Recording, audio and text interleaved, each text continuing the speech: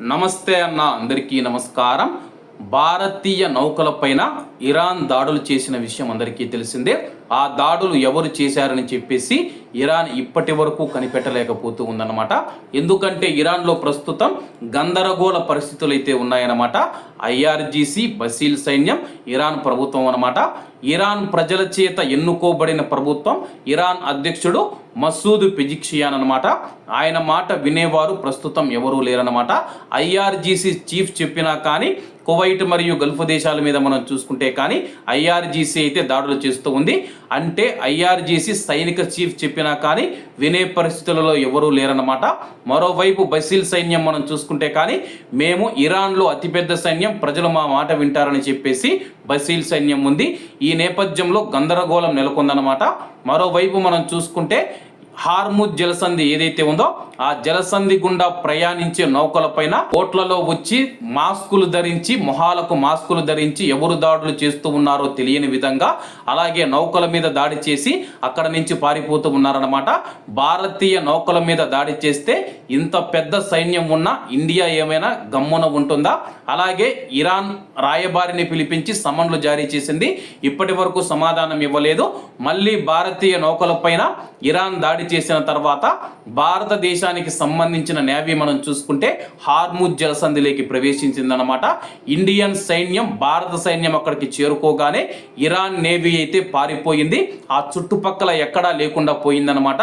దీంతో హార్ముజ్ జలసంధి వద్ద చిక్కుకున్న 11 నౌకలను మనం చూసుకుంటే ఇండియన్ నేవీ సురక్షితంగా ఇక్కడికి తీసుకొని వచ్చింది. ఇండియాకు బయలుదేరినాయి అనమాట. అవి రేపు మాపు ఇండియాకు చేరుకుంటాయి.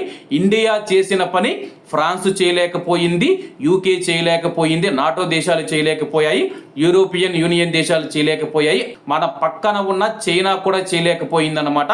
భారతదేశం తన యొక్క దేశ ప్రయోజనాల కోసం ఎక్కడికైనా వెళుతూ ఉంది. ప్రస్తుతం నవభారతం మనం చూసుకుంటే ఎక్కడికైనా వెళ్ళి విజయం సాధించే విధంగా, తన దేశ ప్రయోజనాలు కాపాడుకునే విధంగా భారత ప్రధానమంత్రి నరేంద్ర మోడీ గారు నిర్ణయాలు తీసుకుంటూ ఉన్నారు. భారత ప్రధానమంత్రి నరేంద్ర మోడీ తీసుకున్న నిర్ణయం ఏదైతే ఉందో ప్రస్తుతం ప్రపంచ దేశాలు షాక్ గురవుతూ ఉన్నాయి.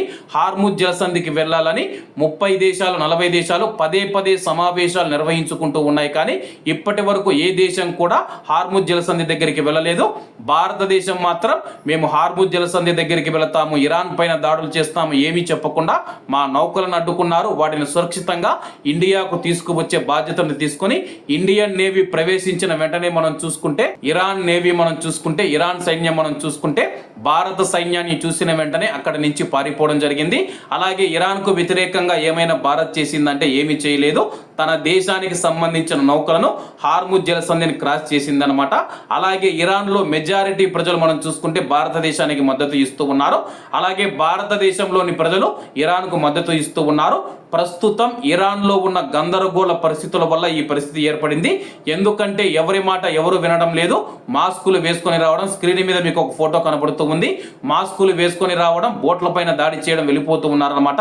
ఇది ఇరాన్ ప్రభుత్వానికి సంబంధం ఉందా, ఐఆర్జీసీ వల్ల బసీల్ సైన్యమా అన్నది తెలియాల్సి ఉంది. కాబట్టి అందరూ బాగుండాలి, అందులో మనం ఉండాలి. అందరికీ నమస్తే అన్న, జై హింద్.